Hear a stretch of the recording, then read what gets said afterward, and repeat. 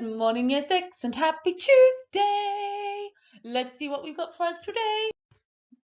So, we're looking at chapter 1 of Wolf Brother.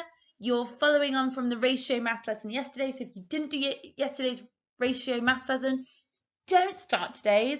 Go back to yesterday's and have a look at it, otherwise you're going to come into the party halfway through and not know what's going on.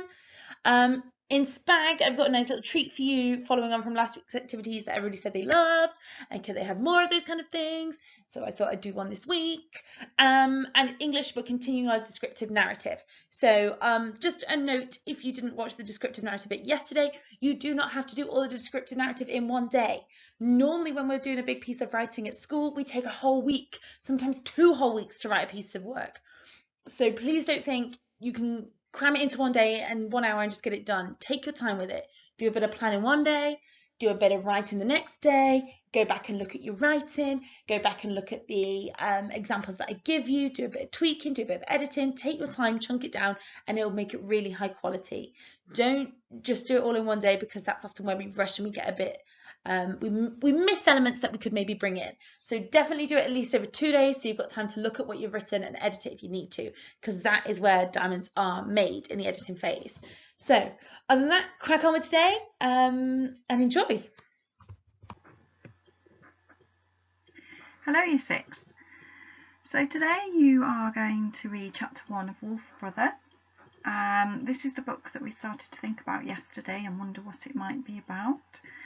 Chapter 1 is really good. It's quite a tense chapter, lots of emotions in chapter 1. So I hope you enjoy reading that, and then you will have some questions to answer on the next page.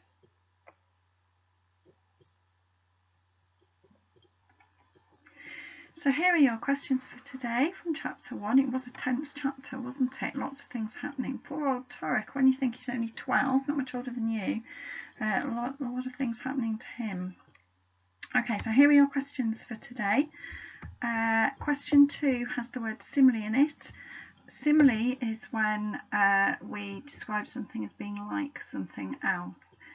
So look out for that there. Okay, good luck with your questions, and the answers will be on the next page. So here are the answers to your questions. You can see how you got on with those today. Hope you're enjoying this book. Very, very exciting book. And we're going to go on to our maths today, starting with our skills practice as usual. On question 3, when you have a percentage, remember that finding 50% is the same as finding half, and a nice way to find 4% is to find 1%, which you do by divide by 100, and then multiply it by 4 to find your 4%. You've got a quadrilateral here, and the internal angles of a quadrilateral, can you remember what they add up to without me telling you? It's 360 degrees. So when you're doing that one, the internal angles need to add up to 360 degrees. So there's a little clue for you. Hope that helps. Good luck with your questions today.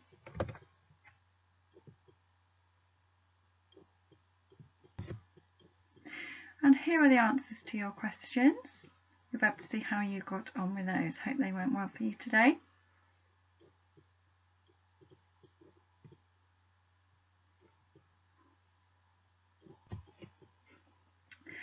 And we're going to carry on thinking about ratio, which we started yesterday, didn't we? We're going to think about ratio and fractions today, because they kind of go together really well. There's a learning video for you to watch. It's on here, so if you can copy and paste this into your browser and go there to watch your video, and when you finish watching the video, there's some questions on the next page.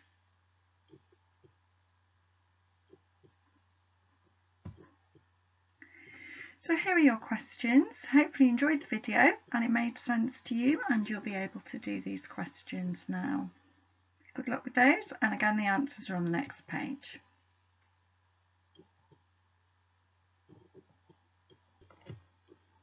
So here are the answers to your questions for your ratio work today. Hope you enjoyed that. Well done with those today, and Miss Tucker is here for some more learning. Bye for now, Year 6. So my lovelies, on the back of what we did last week for our SSATs, our slightly our silly, slightly academic tasks, I have done for you a Spag treasure hunt.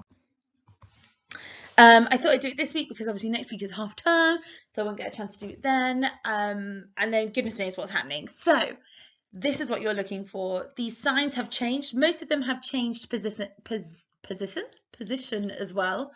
So you're looking for big A4 laminated sheets that look like these, but without the blue boxes in. As you're going around, you just need to take a piece of paper and a pencil with you. If you see anybody else doing their treasure hunt, definitely say hello, definitely give them a wave, but remember your social distancing. Don't go up and give them a big hug. You know, keep that social distance. Just say hello from the other side of the street. Be sensible and ideally take somebody with you. Don't go roaming around by yourself. I have done for you, so because a lot of the questions are tick sentences, I've labeled, the sentences that you can choose from, A, B, C, D. So on your piece of paper, I just write down question 1, answer, and then A, to save you writing out the full sentence, because that's a bit of a faff. Here is your map for this week. Definitely screenshot it or take a mobile phone if you've got this video up, but if you screenshot it, it saves your internet. Zoom in, have a look at where all these points are. Hopefully they won't get moved. I'm pretty impressed that all of the arithmetic ones stayed up as well all week, which is really, really lovely. Find all 15 questions and then your answers have a look at when you get back home. So screenshot that page. Oh, by the way, these will be up till Friday as well, possibly Saturday if I forget to take them down on Friday like I did last week. Oops. But yes, so these will be up all week for you to pick and choose, do a few one day and a few the next if you need to. Okie dokie, and then to find the answers for your treasure hunt. So you go to the Year 6 Padlet page. There is a link on the front of your PDF document and at the end of this video if you want to go there. And the answers are here. So I've made a new column called Spag Treasure Hunt, and the answers are on this comment here by the moderator account, the Year 6 account. So it may be pushed further down the page if people write above it. So if other people can add on and say how you've done, or if you've lost a marker or whatever. So people can write on comments. So it might be further down. You might have to scroll down on this column, but it's there. You're looking for the PDF document, download it, and that's got all the answers on. But don't do that until you've finished it, because otherwise you'll reveal the answers to yourself, and that would be pointless. But other than that, guys, enjoy, have fun. Once again, if you are at home or shielding, or you live away from Brereton, the questions are on the PDF document as well. So you can download that, have a look at questions and ask someone to hide them around your house for you and do them that way if you would prefer. But other than that, enjoy Year 6. Let me know how you got on.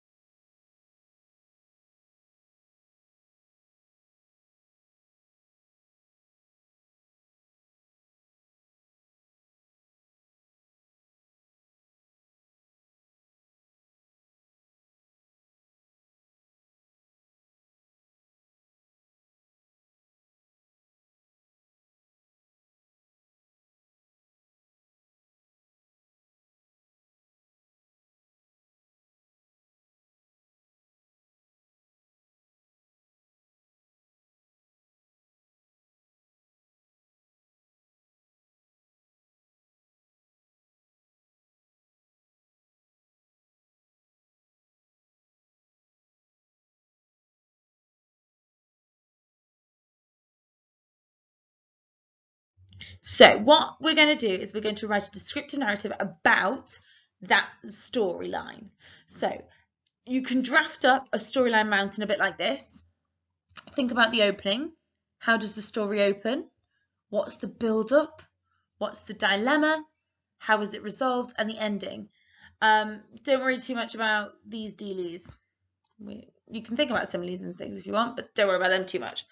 Think about emotions as you go through, but really what I want you to think about is this bit. The opening to the ending. What happens there? So pause this video, have a think about it, jot it down on a piece of paper, make yourself a bit of a map, and then we'll come back to it. Okay, so the opening is that there is a boy and he's bewildered. So I'm not going to write on this because my fingers are too chubby to write on the screen very neatly. It's only a little screen on my laptop. So he's bewildered, so I'm going to put a question mark because he's confused. There's a lot of mess, and he's in school. The build-up is he starts to run. The teacher calls the police. He starts to collect things from the house. The dilemma, that's where we find out that he's being chased by the police. And he gets a bike at one point. And oh, that should really be resolution, ignore me. So he uses the bike to get away from being chased by the police. And he tries things like a disguise and the hats and things. And then in the ending, he uses his supernatural powers. Okay. Now, what we're going to do is we're going to write this mini story into a descriptive narrative. I'm going to give you some examples of that as well as we go along to give you an idea of what I'm looking for. So, as you are writing, I want you to think about powerful description. How are you going to describe that video? Think about how much money and time and effort has gone into creating that music video, and you're now going to try and capture that on the page. So you need to think about description. On your PDF document, I've put loads and loads of descriptive pages of language that you might like to use, or words or key vocab that you can magpie from. So definitely look on the PDF to help you with this bit. If you can think of your own, perfect, add that in. I want you to think about showing, just telling. So sometimes when we get writing, before we've started warming up, you will tell me, for example, he was nervous. Okay, you've told me that he's nervous, now show it me. Try language like he could barely think straight. The overpowering pounding of his heart overwhelmed all senses. Okay, so that's telling me that his heart is beating. So it's not, you're not saying he was nervous. You're telling me that his heart was beating, and because you know, I'm a semi-intelligent person, I can assume that he's either run a marathon or he's very nervous.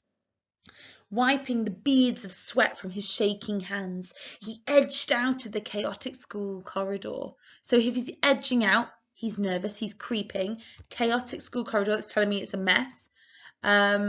Shaking hands, nervousness, sweat. You sweat when you're nervous. So all these things are showing me that he's nervous instead of just telling me. Think about creating atmosphere. You guys are really, really good at this. I loved, do you remember when we did those narrative pieces on the Francis animation, the spooky story? You guys did a fabulous job on that. So here, especially when he's running and he's being chased by the police and he's almost being caught, you want to create that quick, rapid fire reading element. So short, sharp sentences, one or two after the other. Get rid of conjunctions, so use your semicolons or colons or commas to make those sentences short and snappy. So we just want those clauses as themselves, no flouncy bits. But remember, you can't make the whole thing like that, otherwise it is really tedious for your reader. So think, right, which bits am I most panicked? How can I make them panic for the reader? And make sure they are, and then elaborate everything else. You want to change that rhythm of the reading. Okay, you guys are really, really good at that, so excited to see how they work out. And emotion. There are so many emotions portrayed. Lots of fear, some anger, all really powerful emotions that you can describe beautifully. Think really carefully, how can you effectively encapsulate, how can you portray that information, how can you show that information well in your writing.